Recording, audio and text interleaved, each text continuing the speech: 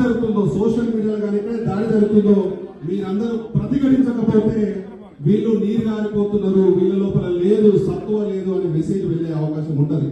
కాబట్టి మీరు బలంగా అడగండి, ఎవరైనా ఉంటే ప్రశ్నించండి. మీకు ఈ కమ్యూనిటీ మీద జరుగుతున్నటువంటి 2-3 దాడుల గురించి నేను చెప్పే ప్రయత్నం చేస్తాను. మీరు కూడా దీని మీద ఆలోచన చేయండి.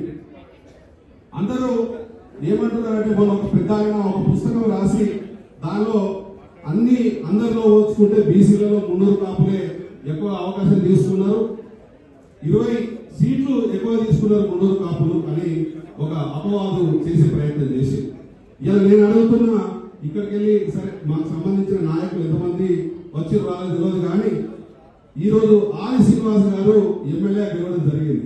ఎవరి మీద గెలిచిండ్రు ఆయన? ఎవరి మీద గెలిచిండ్రు ఆయన? వెలమల మీద గెలిచిండ్రు. ఇలా కరీంనగర్ లో గంగుల కమలాకర్ గారు ఉన్నారు, పార్టీలు వేరే ఉండొచ్చు. ఎవరి మీద గెలిచిండ్రు ఆయన?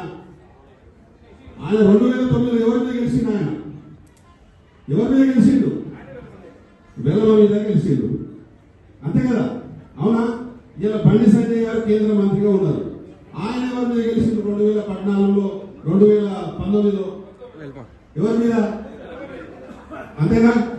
ఇలా సోదరులు ధర్మపురి అరవింద్ గారు ఉన్నారు, ధర్మపురి అరవింద్ గారు ఎవరి మీద గెలిచిండు?